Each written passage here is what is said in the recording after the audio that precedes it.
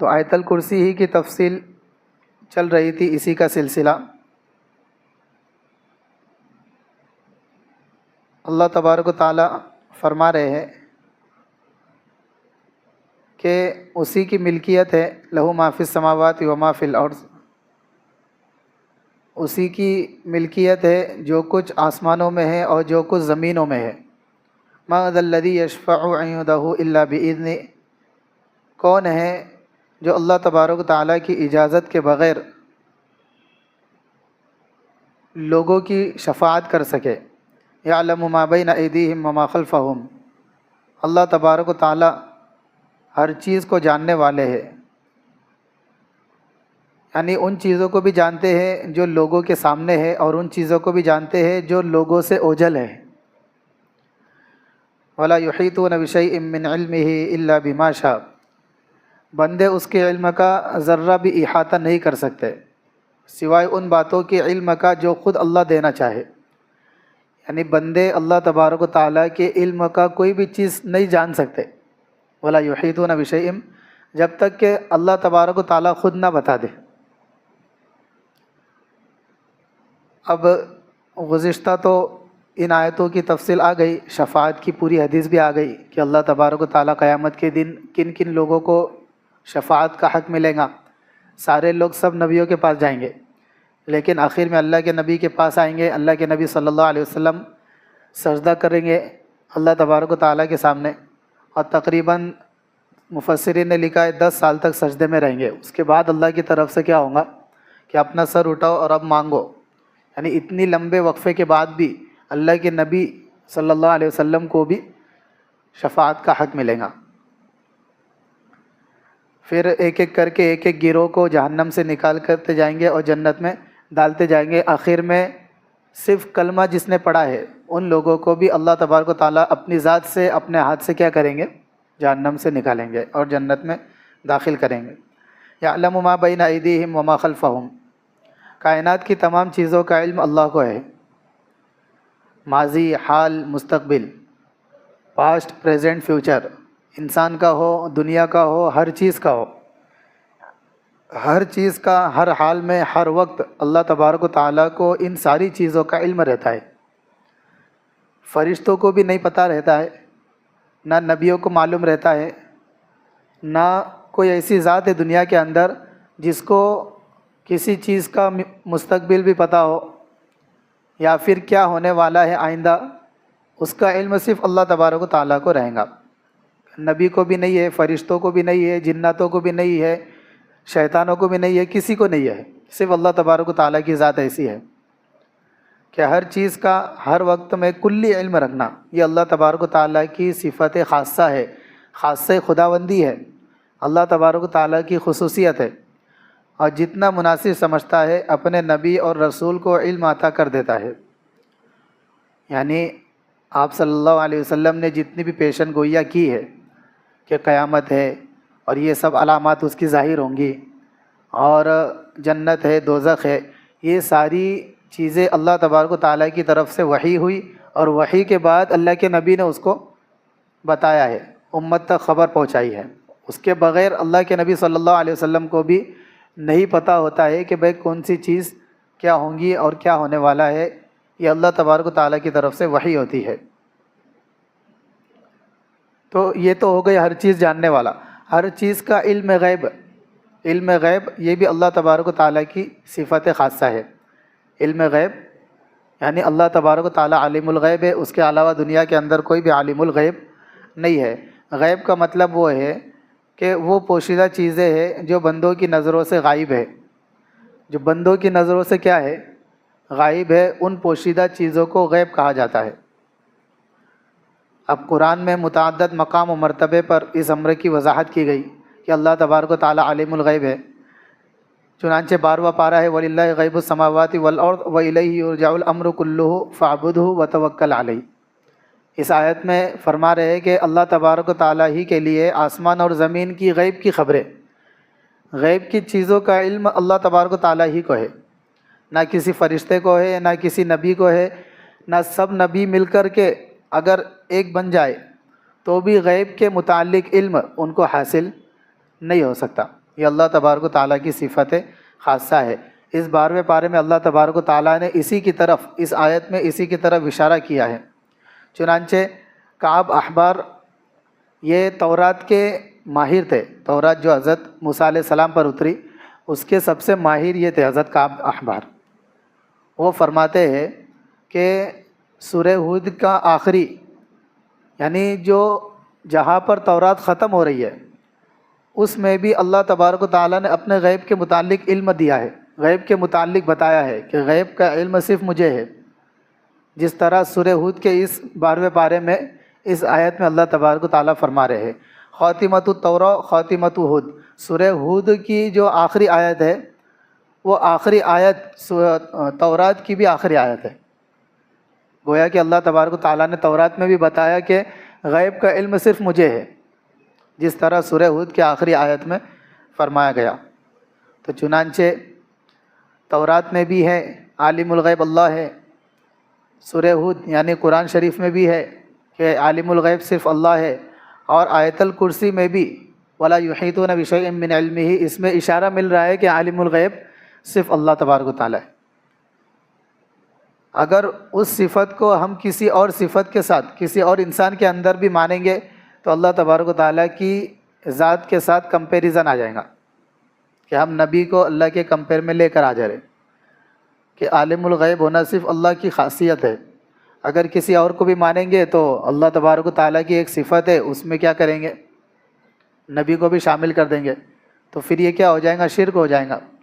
جس طرح اللہ تبارک و تعالیٰ کی ذات میں شرک نہیں کر سکتے، صفات میں بھی صفات میں بھی اللہ کے کوئی برابر نہیں ہے، جس طرح اس کی ذات میں کوئی برابر نہیں ہے۔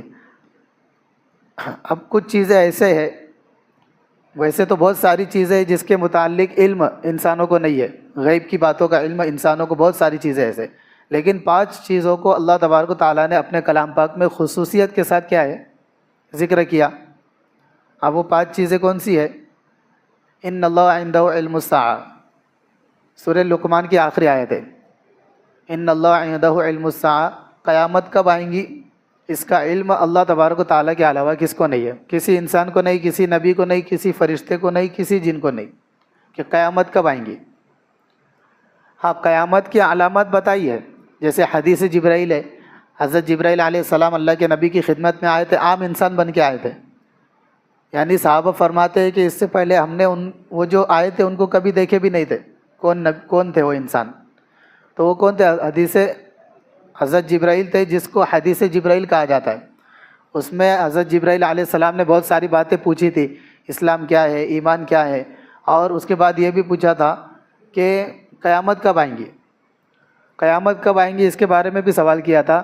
تو حضرت جبرائیل علیہ السلام نے سوال کیا تو آپ صلی اللہ علیہ وسلم نے جواب دیا کہ جس طرح سوال کرنے والے کو اس کا علم نہیں ہے، اسی طرح جس سے سوال کیا جا رہا اس کو بھی اس کا علم نہیں ہے۔ پھر حضرت جبرائیل علیہ السلام نے وہاں پر پوچھا تھا کہ کچھ علامات بتا دیجئے، تو وہاں پر علامات بتائے تھے اللہ کے نبی نے، لیکن قیامت کب آئیں گی اس کے متعلق علم صرف اللہ تبارک و تعالیٰ کو ہے، پوری دنیا کے اندر کسی کو علم نہیں، کسی نبی کو پتہ نہیں ہے کہ وہ قیامت کب آئیں گے۔ ہاں، علامات بتائی گئی ہے، ہاں کون سے دن آئیں گی یہ بھی معلوم ہے، جمعہ کے دن حدیثوں میں ملتا ہے کہ بھائی جمعہ کے دن قیامت آئیں گی، لیکن کون سی صدی میں، کون سے سال میں، کون سے مہینے میں، کب آئیں گی، کیسے آئیں گی، اس کا علم اللہ تبارک و تعالیٰ کے علاوہ کسی کو نہیں ہے۔ اس کے بعد وَيُنَزِّلُ الْغَيْثَ، دوسرا جملہ ہے وَيُنَزِّلُ الْغَيْثَ، یعنی بارش کب ہوں گی، بارش کب ہوں گی اس کا علم بھی صرف اللہ تبارک و تعالیٰ کو ہے۔ کہ ایک صاحب نے آ کر کے اللہ کے نبی سے سوال کیا، گویا کہ یہ 5 سوال اس کا ایک پس منظر بھی ہے، لیکن اللہ تبارک و تعالیٰ نے کیا ہے کہ بارش کب ہوں گی اس کے متعلق علم بھی صرف اللہ تبارک و تعالیٰ کو ہوتا ہے۔ ہاں، جیسے ابھی ایک ذہن میں یہ بات آ سکتی کہ بھائی یہ سیٹلائٹ دیکھ کر بتانے والے یہ لوگ تو بتا دیتے کہ بھائی یہ اثرات دکھ رہے ہیں اور بارش ہونے والی ہے، تو اس کا جواب یہ ہے کہ وہ لوگ مشینی واسطوں سے بتا رہے ہیں، مشین کے واسطے سے وہ لوگ کیا کر رہے ہیں، بتا رہے ہیں، اور کبھی کبھی پورا بتاتے بھی نہیں ہے کامل طور پر، یعنی کبھی تو بتا دیے کہ بھائی بارش ہونے والی ہے سارے اثرات دیکھ کر کے، کتنی مرتبہ ایسا ہوتا ہے کہ بھائی سارے بادل چھائے ہوئے ہیں، سب کو یقین ہو جاتا ہے کہ اب بارش ہونے والی ہے، لیکن ایک تیز ہوا آتی اور سارے بادل کیا ہو جاتے، سائڈ میں ہو جاتے، اور بارش کیا ہو جاتی، ہوتی ہی نہیں ہے۔ ایسا بھی ہوا، تو اس سے پتہ چل رہا ہے کہ اللہ تبارک و تعالیٰ کے ہاتھ میں، قدرت میں کیا ہے، بارش کا نظام ہے۔ ٹھیک ہے، اب مشینی واسطوں سے یہ لوگ بتا دیتے ہیں کہ بارش ہونگی، تو کبھی کبھار اتفاق سے ہو جاتی، لیکن کبھی کبھار کیا ہو جاتی، ان کے بات میں غلطی بھی ہو جاتی، ان کے قیاس میں غلطی ہو جاتی، تو ایسا بھی ہوتا۔ اور دوسری بات یہ ہے کہ واسطوں سے بتا رہے، اللہ تبارک و تعالیٰ کو واسطوں کے بغیر علم ہے۔ اللہ تبارک و تعالیٰ کو بارش کب ہوں گی یہ جاننے میں واسطوں کی بھی ضرورت نہیں ہے، بغیر واسطے کے، بلا واسطہ ہر چیز کو جانتے ہیں۔ وَيَعْلَمُ مَا فِي الْأَرْحَامِ، تیسری چیز ہے کہ رحموں میں، ماؤں کے رحموں میں کون سی چیز ہے، بچہ کیا ہے، کہ بھائی مؤنث ہے، مذکر ہے، لڑکا ہے، لڑکی ہے، اس کے متعلق علم صرف اللہ تبارک و تعالیٰ کو ہے۔ نیک رہیں گا، برا رہیں گا، اور کالا رہیں گا، گورا رہیں گا، یہ ساری چیزوں کا علم اللہ تبارک و تعالیٰ کے علاوہ کس کو نہیں ہے۔ ٹھیک ہے، اب ایسی مشینیں آ گئی کہ کچھ مرحلوں کے بعد کیا ہے بتا دیتے، تو اس آیت میں علماء نے جواب دیا کہ بھائی 4 مہینے کے بعد کیا ہے مشینیں بتا دی تھی، اور کبھی کبھی مشینوں سے بھی کیا ہو جاتی، غلطی ہو جاتی، لیکن عام طور سے مشینیں کیا ہوتی، بتا دیتی، لیکن 4 مہینے کے بعد۔ اللہ تبارک و تعالیٰ کو 4 مہینے سے پہلے اس کے متعلق بھی علم ہے کہ بھائی 4 مہینے سے پہلے بھی اللہ بتا سکتے ہیں کہ بھائی اس میں لڑکا ہے، لڑکی ہے، کالا رہیں گا، گورا رہیں گا، نیک رہیں گا، برا رہیں گا، کیا کریں گا، کیوں کریں گا، کیسا، اس کے متعلق سب کا علم اللہ تبارک و تعالیٰ کو ہوتا ہے۔ وَيَعْلَمُ مَا فِي الْأَرْحَامِ وَمَا تَدْرِي نَفْسٌ مَاذَا تَكْسِبُ غَدًا، کہ بھائی چوتھی چیز، آئندہ کل انسان کیا کرے گا، دنیا میں آنے کے بعد کیا کمائے گا اور کیا کرنے والا ہے، اس کے متعلق علم بھی صرف اللہ کو ہے، اس کے علاوہ کس کو نہیں معلوم ہے۔ یہ 5 چیزیں ہیں، قیامت کب آئیں گی، بارش کب ہوں گی، ماؤں کے رحموں میں کیا ہے، کہ دنیا میں انسان آ کر کے کیا کرنے والا ہے، کیا کمانے والا ہے، اور 5ویں چیز ہے، سب کو اپنی پیدائش کی جگہ تو معلوم ہے کہ بھائی میں فلاں جگہ پیدا ہوا، لیکن میں کہاں مرنے والا ہوں، اس کے علاوہ اللہ تبارک و تعالیٰ کے علاوہ کسی کو نہیں معلوم ہے کہ بھائی فلاں انسان کہاں مرنے والا ہے، اس کی موت کب آنے والی ہے اور کہاں آنے والی ہے، یہ اللہ تبارک و تعالیٰ ہی کو پتہ ہے۔ جیسے حضرت سلیمان علیہ السلام کا واقعہ مشہور واقعہ ہے، تاریخی واقعہ ہے، البتہ اس کی روایت سنداً صحیح ہے بھی نہیں ہے، معلوم نہیں ہے، لیکن اس سے جو ہم کو سبق مل رہا اور اس میں جو سبق دیا جا رہا وہ حقیقی ہے اور صحیح ہے۔ مشہور واقعہ ہے کہ حضرت سلیمان علیہ السلام کے زمانے میں ان کا دربار لگا ہوا تھا، ایک آدمی بیٹھا ہوا تھا، تو ملک الموت آئی حضرت سلیمان علیہ السلام کے اسی مجلس میں، اور اس آدمی کو گھور کر دیکھنے لگے۔ اب وہ آدمی کیا ہو گیا، ڈر گیا کہ ملک الموت فرشتہ آ کر کے مجھے گھور رہا، ملک الموت جب دیکھ کر کے جا رہے بولے تو جانے کا ٹائم آ گیا، تو اس نے حضرت سلیمان علیہ السلام سے درخواست کرنے لگا کہ بھئی یہ ملک الموت کیوں آ رہی ہے، کیوں مجھے گھور کر دیکھ رہی تھی۔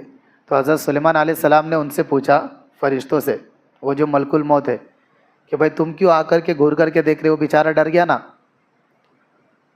تو انہوں نے جواب دیا کہ میں اس لیے آ کر کے تعجب سے دیکھ رہا تھا، میں ایسا غصے میں نہیں دیکھ رہا تھا، میں تعجب سے دیکھ رہا تھا کہ اللہ تبارک و تعالیٰ نے مجھے اس کی روح نکالنے کے لیے کہا ہے فلاں وقت میں، اور یہ اس وقت آپ کی مجلس میں ہے ادھر، اور مجھے اللہ نے حکم دیا کہ اس کی روح نکالنا ہے ہندوستان میں۔ کہاں نکالنا ہے؟ ہندوستان میں۔ ابھی یہ آدمی کہاں ہے؟ یہاں پر ہے۔ اب اس زمانے میں تو ایسے سفر بھی ہوتے نہیں تھے کہ بھائی جلدی سے پہنچ جائے آدمی اور فوراً، تو اس کی روح نکالنے کا حکم دیا جا رہا ہے ہندوستان میں، اور ابھی یہ یہاں پر ہے۔ اب ہندوستان پہنچنے میں کئی دن لگ جائیں گے، اور آج ہی جس کے تعلق سے آئے کہ بھائی اس کی روح نکالو۔ اب میں وہی سوچ رہا ہوں کہ بھئی اس کی روح کیسے نکلے گی ہندوستان کے اندر جب کہ اللہ کا حکم آ گیا۔ تو اسی وقت جیسے اس آدمی کو پتہ چلا کہ بھئی یہ ملک الموت میری روح نکالنے کو آئے تھے، تو یہ ڈر گیا۔ تو حضرت سلیمان علیہ السلام سے آ کر کہنے لگا، حضرت سلیمان علیہ السلام، کہ آپ ایک کام کرو، یہ ملک الموت میری روح نکالنے کے لیے آ رہے یہاں پر، تو آپ ایک کام کرو، مجھے اٹھا کر کے کہاں بھیج دو، ہوا پہ آپ کی حکومت ہے، ہوا کو حکم دو اور مجھے ہوا کے ذریعے کہاں پہنچا دو، ہندوستان۔ اب جیسے حضرت سلیمان علیہ السلام نے اس کو ہوا کے ذریعے ہندوستان پہنچائے، فوراً کیا ہو گئے، ملک الموت آ گئی، اور اس کو بھی یقین ہوگا کہ اللہ تبارک و تعالیٰ کی قدرت ہے، جس کو جب چاہے جیسا چاہے کیسا بھی کیا کر سکتے، پہنچا سکتے ہیں، اور ملک الموت آ کر کے وہاں پر کیا ہے ان کو روح نکالنی۔ تو تاریخی واقعہ ہے، اس کی سچائی کیا ہے کیوں ہے وہ اللہ کو معلوم ہے، لیکن جو سبق مل رہا کہ اللہ تبارک و تعالیٰ جب چاہے جس کو چاہے موت دے سکتے ہیں، تو کس کو کب موت آئیں گی، کہاں آئیں گی، اس کے متعلق علم بھی صرف کس کو ہے، اللہ تبارک و تعالیٰ۔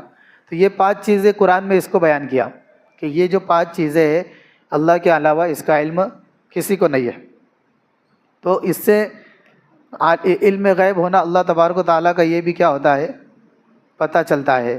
اور اس کا ایک واقعہ بھی ہے کہ ایک شخص نے آ کر کے یہ 5 سوال کیا تھا کہ بھئی یہ 5 چیزوں کے جواب دو، تو اس وقت اللہ تبارک و تعالیٰ نے یہ آیتیں نازل فرمائی تھی جس میں ان 5 چیزوں کا کیا ہے، علم ہے۔ جیسے ایک بادشاہ تھا، عباسی خلیفہ کے بادشاہ تھے، انہوں نے رات کو سوئے تو خواب میں کیا ہے، ملک الموت کو دیکھ لیے، ملک الموت سے خواب میں کیا ہو گئی، ملاقات ہو گئی۔ تو وہ بادشاہ نے ملک الموت سے پوچھا کہ میری عمر کے کتنے سال باقی ہے، میں ابھی اور کتنے سال زندہ رہوں گا؟ تو ملک الموت نے انگلیوں کے اشارے سے اس طرح 5 کر کے بتایا، بس ایسا اشارہ کیا اور ان کی پھر کیا ہو گئی، آنکھ کھل گئی۔ صبح میں ادھر ادھر جا کر کے خواب کی تعبیر پوچھنے لگے کہ ملک الموت نے ایسا اشارہ کر کے گئے۔ تو کچھ لوگ کہنے لگے 5 مہینے تم کیا رہیں گے، ابھی زندہ رہیں گے۔ کچھ لوگ کہنے لگے 5 دن کے بعد تمہارا انتقال ہو جائے گا، کوئی 5 سال، کوئی 5 عرصے، 5 مہینے، 5 گھنٹے، اس طرح کے کیا ہے، ہر ایک کوئی نہ کوئی خواب کی تعبیر بتا رہا۔ ایسا کرتے کرتے امام ابو حنیفہ رحمۃ اللہ علیہ کے پاس کیا ہوا، یہ واقعہ، یہ خواب پہنچا کہ بھائی فلاں بادشاہ ہے، انہوں نے ایسا ایسا خواب دیکھا۔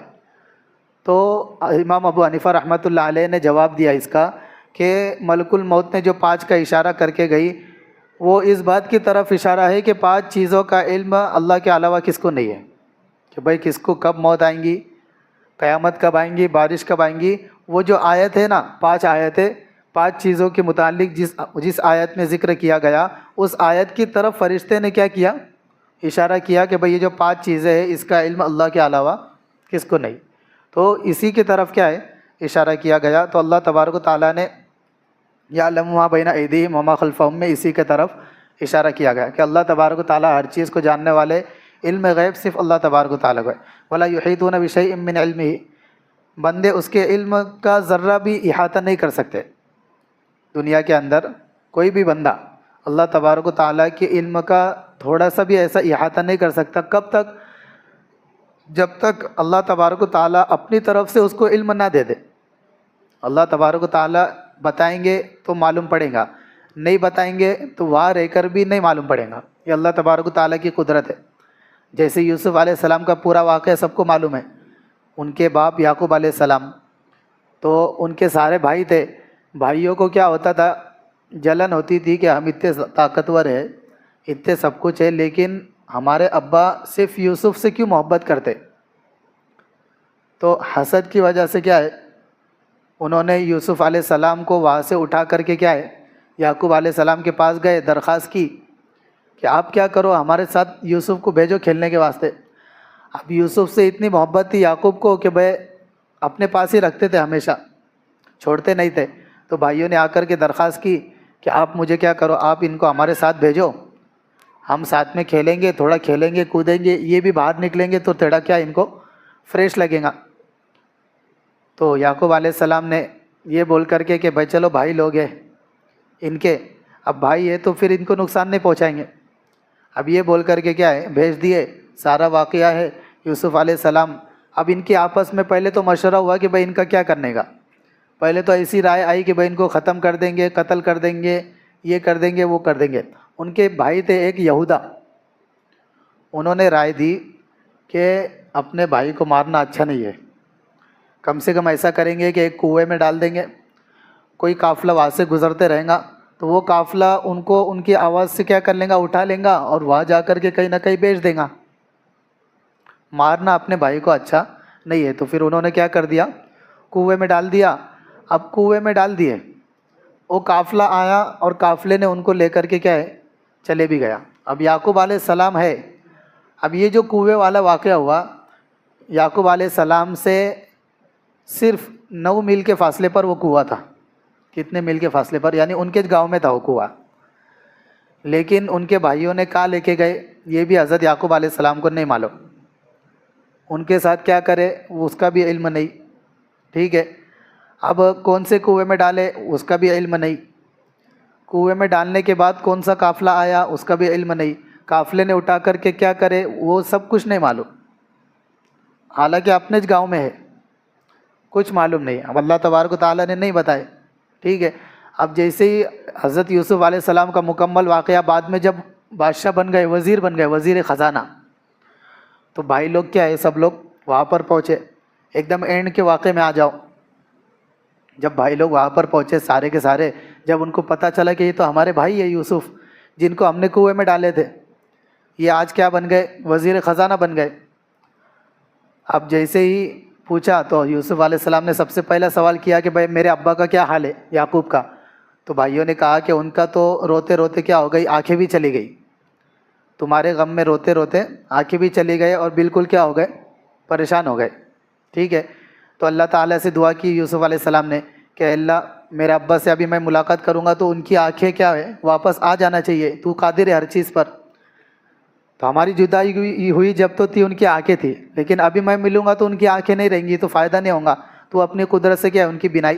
تو حضرت جبرائیل آئے اور آ کر کہا کہ بھائی تو اپنا کرتا کیا ہے اپنے بھائیوں کے ساتھ بھیج دے اور ان کو کہنا کہ بھئی یہ کرتا حضرت یعقوب علیہ السلام اپنے چہرے پر پھیر دے. یہ پھیرنے کی وجہ سے ان کی بینائی کیا ہو جائیں گی، واپس آ جائیں گی. تو بتلانا یہ مقصود ہے کہ بھئی پہلے حضرت یعقوب علیہ السلام کو علم نہیں تھا. ان کے گھر میں ان کے علاقے کے کنویں میں تھے، لیکن کچھ معلوم نہیں تھا کہ بھئی کون سا قافلہ آیا، کیا ہوا بیٹے کے ساتھ.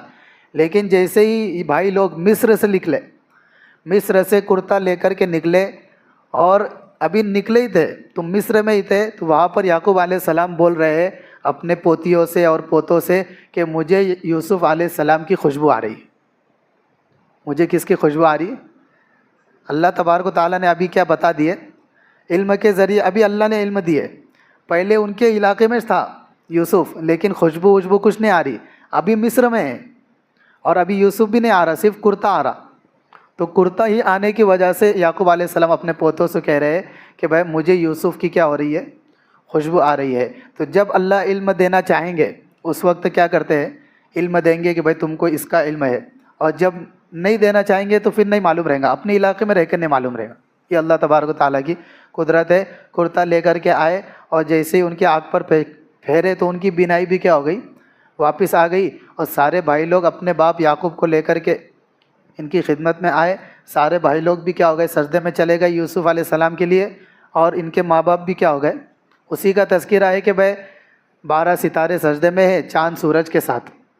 وَإِذْ قَالَ إِبْرَاهِيمُ وَإِذْ قَالَ يُوسُفُ لِأَبِيهِ، وہ تیسری آیت ہے یوسف کی، سورہ یوسف کی، کہ جس میں کیا 11 كوكبا والشمس والقمر رأيتهم لي ساجدين. سارے لوگ کیا ہو گئے، سجدے میں چلے گئے. اب یہ تعظیمی سجدہ تھا. پہلے زمانے میں پہلی امتوں میں تھا تعظیماً سجدہ کر سکتے تھے کسی کو. اس امت میں تعظیماً سجدہ بھی کسی کو نہیں اور ایسی سجدہ بھی کسی کو نہیں، صرف اللہ تبارک و تعالیٰ کے سامنے جھکا جائے گا. تو اس واقعے میں یہی علم مل رہا کہ اللہ تبارک و تعالیٰ جس کو چاہیں گے اس کو علم دیں گے، جب چاہیں گے. اب جب یعقوب علیہ السلام کے ساتھ ایسا ہے تو نبی آپ صلی اللہ علیہ وسلم کے ساتھ بھی یہی معاملہ ہے. جب اللہ بتائیں گے جب آپ کو علم ہوگا، جب نہیں بتائیں گے تو آپ صلی اللہ علیہ وسلم کو علم نہیں رہیں گا. جیسے معراج سے واپس آئے، معراج کے سفر سے جب واپس آئے تو مشرکین سے کہنے لگے کہ میں فلاں جگہ گیا، تو سب انکار کر رہے تھے. مشرکین کہنے لگے اتنی جلدی جا کے آ جانے کا، جنت جہنم ساری سیر کر کے آ گئے. اچھا بیت المقدس بھی گئے تھے. اللہ کے نبی نے کیا فرمایا، میں بیت المقدس گیا، وہاں پر جا کر کے نبیوں کو نماز پڑھایا. وہاں سے پھر کیا ہے آسمانوں کا سفر ہوا یہاں سے وہاں تک. تو مشرکین کہنے لگے اچھا بیت المقدس بھی گئے تھے کیا؟ بیت المقدس بیت المقدس دونوں بول سکتے، بیت المقدس بھی گئے. تو مشرکین سوال کرنے لگے کہ اچھا بتاؤ وہاں پر بیت المقدس جو مسجد ہے، مسجد اقصیٰ، اس کی کھڑکیاں کتنی ہیں؟ تم گئے نا وہاں, اب کچھ بھی سوال کر رہے, اس کے دروازے کتنے, اور آپ صلی اللہ علیہ وسلم اندر اندر دعا کر رہے اللہ سے کہ اے اللہ ابھی ان کو کبھی اس کا جواب نہیں دیا تو یہ لوگوں کو یقین ہو جائے گا کہ یہ جو ہے ایسی ہی باتیں کرتے ہیں. تو اب تک تو حضرت آپ صلی اللہ علیہ وسلم کو بھی علم نہیں ہے. اب آدمی بیت المقدس میں گئے, اللہ کے نبی نماز پڑھائے, اتنا تھوڑی دھیان تھا کہ بھائی کھڑکی کتنی, دروازے کتنے اور کون سی چیزیں کتنی. لیکن جب انہوں نے سوال کیا تو اللہ تبارک و تعالیٰ نے کیا ہے, اب تک تو علم نہیں ہے لیکن اللہ کو اب علم دینا تھا اس کے تعلق سے, تو اللہ تبارک و تعالیٰ نے جتنے پردے ہٹا دیے, مدینہ میں ہے سارے پردے ہٹا دیے, مسجد اقصیٰ کو ایک دم سامنے لا کر کے کیا کر دیے, رکھ دیے. اب یہ یہاں سے سوال کر رہے بھائی کھڑکیاں کتنی ہے, اللہ کے نبی یہاں دیکھتے تھے بھائی اتنی کھڑکیاں ہے, بھائی اتنی کھڑکیاں ہے وہاں پر. پھر دوسرا سوال کرتے دروازے کتنے ہیں, اللہ کے نبی یہاں دیکھتے تھے دروازے بالکل سامنے ہیں, دیکھتے تھے اتنے دروازے, اور ان کو جواب دیتے بھائی اتنے دروازے یہاں پر ہے. تو کب تک, جب اللہ تعالیٰ نے قدرت دی علم ہونے کی تب کیا ہے علم ہوا, اس کے بعد پھر کیا ہے واپس ہٹا دیے. تو نبیوں کو بھی کیا ہے اس وقت ہی علم ہوگا جب کیا ہے اللہ تبارک و تعالیٰ چاہیں گے, اس کے بغیر نبیوں کو بھی علم نہیں ہو سکتا. اس لیے بعض لوگ کیا کرتے عقیدت میں محبت میں نبی کی عقیدت اور محبت میں گلو کر دیتے کہ بھائی آپ صلی اللہ علیہ وسلم کو بھی کیا ہے علم غیب ہے, غیب کی باتوں کا علم اللہ کے نبی صلی اللہ علیہ وسلم کو بھی ہے. اگر اللہ کے نبی کو علم ہوتا غیب کا تو حضرت عائشہ پر جب تہمت لگی تھی, واقع افک جس کو کہتے ہیں, پوری 10 آیتیں اس کے بارے میں, تو 1 مہینے تک اللہ کے نبی صلی اللہ علیہ وسلم غمزدہ اور پریشان نہیں گھومے ہوتے. معلوم رہا ہوتا نا کہ بھائی فیوچر میں بھائی آیت آنے والی ہے حضرت عائشہ کے تعلق سے, تو ٹینشن لینے کی ضرورت ہی نہیں ہے. تو پورا مہینہ ٹینشن میں غمزدہ اور پریشان ہو کر کے گھومنا, یہ اس بات کی علامت ہے کہ اللہ کے نبی کو علم غیب نہیں ہے. اگر ہوتا تو معلوم رہا ہوتا کہ بھائی ان کے بارے میں حضرت عائشہ بری ہے, پاک ہے, اور ان کے بارے میں کیا ہے قرآن گواہی دینے والا ہے ان کی پاکی کی. تو اگر معلوم ہوتا اللہ کے نبی کو پہلے سے, تو اللہ کے نبی صلی اللہ علیہ وسلم اتنے پریشان اور فکر مند نہیں رہے ہوتے. حضرت موسیٰ کو اگر علم غیب ہوتا تو اس قبطی کو مکہ مارنے سے پہلے نہیں مارے ہوتے اس کو مکہ. ارے اگر معلوم ہوتا کہ بھائی اس کو مکہ ماروں گا تو مر جائیں گا یہ, تو حضرت موسیٰ علیہ السلام پہلے ہی رک گئے ہوتے کہ بھائی میرے مارنے سے یہ مرنے والا ہے. اگر ان کو معلوم ہوتا علم غیب ہوتا تو پھر نہیں مارے ہوتے. لیکن اس سے پتہ چل رہا ہے کہ بھائی ان کو نہیں ہے علم غیب. حضرت موسیٰ کو بھی, حضرت عیسیٰ علیہ السلام, حضرت ابراہیم علیہ السلام, سارے لوگوں کا دیکھ لو آپ کہ بھائی کسی کو کیا ہے علم غیب. اللہ تبارک و تعالیٰ ہی کی ذات ایسی ہے جس کو غیب کا علم ہے کہ بھائی جو چیزیں نظر نہیں آ رہی, فیوچر میں کیا ہونے والا ہے, اس کے ساتھ کیا ہوگا, کب کیا ہوگا, پاسٹ میں کیا ہوا, قیامت کب آئیں گی اور قیامت میں کیا کیا ہونے والا, اس کا علم صرف اللہ تبارک و تعالیٰ کو ہے. اسی کو اس آیت میں وَلَا يُحِيطُونَ بِشَيْءٍ مِّنْ عِلْمِهِ إِلَّا بِمَا شَاءَ, اس آیت میں اسی کا تذکرہ کیا گیا کہ اللہ تبارک و تعالیٰ کا علم پوری دنیا کو گھیرے ہوئے ہے, پورے کائنات کو احاطہ کیے ہوئے ہے. اللہ تبارک و تعالیٰ کا علم ایسا ہے. اب چاہے پھر وہ فرشتے ہو, چاہے نبی ہو, چاہے جنات ہو, سب لوگ انسان مل کر کے بھی اگر جمع ہو جائے تو غیب کی ایک چیز کا بھی علم حاصل نہیں کر سکتے. کب تک, جب تک کہ اللہ تبارک و تعالیٰ علم نہ دیتے. اب جیسے آپ صلی اللہ علیہ وسلم نے جو غیب کی باتیں بتائی کہ بھائی قیامت کے دن قریب ایسا ہوگا, قیامت کے قریب ایسا ہوگا, جیسے علامتیں بتائی, تو وہ اللہ تبارک و تعالیٰ نے ان کو بتائی. اس کے بعد پھر کیا انہوں نے امت کو بتایا. تو یہ عطائی علم ہے. کیا ہے, عطائی ہے, یعنی اللہ تبارک و تعالیٰ بتائیں گے پھر اس کے بعد کیا ہے پھر بتائیں گے. ذاتی علم جو ہے غیب کا وہ صرف اللہ تبارک و تعالیٰ کو ہے. تو اسی کو اس آیت میں کیا ہے ذکر کیا گیا, وَلَا يُحِيطُونَ بِشَيْءٍ مِّنْ عِلْمِهِ إِلَّا بِمَا شَاءَ وَسِعَ كُرْسِيُّهُ السَّمَاوَاتِ وَالْأَرْضَ وَلَا يَئُودُهُ حِفْظُهُمَا وَهُوَ الْعَلِيُّ الْعَظِيمُ. اب جب اتنی ساری صفات اللہ تبارک و تعالیٰ کے اندر ہے, غیب کا علم بھی اسی کو, شفاعت بھی کوئی نہیں کر سکتا اس کی اجازت کے بغیر, کوئی اس کی اجازت کے بغیر اس کے سامنے بھی کھڑے نہیں ہو سکتا, نہ اس کو اونگ آتی نہ اس کو نیند آتی. آسمان اور زمین کا مالک بھی صرف وہی ہے. حی, ہمیشہ سے زندہ ہے, قیامت تک زندہ رہیں گا یعنی ہمیشہ تک. القیوم, سب کو سنبھالنے والا بھی ہے اور اس کے سوا کوئی معبود نہیں. تو یہ جتنی صفات بیان کی تو پہلی آیت میں اللہ کی توحید کا ذکر ہے کہ اللہ تبارک و تعالیٰ معبود ہے، اس کے علاوہ کوئی معبود نہیں ہے۔ کیوں معبود ہے وہ سب بیان کیا، اتنی ساری کوالٹیز ہے اس کے اندر۔ تو جب اتنا سارا کوالٹیز ہے ایک ذات کے اندر، اتنی ساری کوالٹیز ہے، تو وہی ذات عبادت کے لائق ہوں گی، اور یہ اتنی ساری کوالٹیز اللہ کے علاوہ کسی کے اندر نہیں مل سکتی۔ جب اللہ کے علاوہ کسی کے اندر نہیں رہیں گی یہ کوالٹی، تو پھر اللہ کے علاوہ کسی کی عبادت کرنا بھی جائز نہیں ہوگا۔ تو یہ ساری چیزیں کس کے اندر ہے؟ اللہ تبارک و تعالیٰ کے اندر ہے، تو وہی کیا ہے؟ عبادت اور بندگی کے لائق ہے۔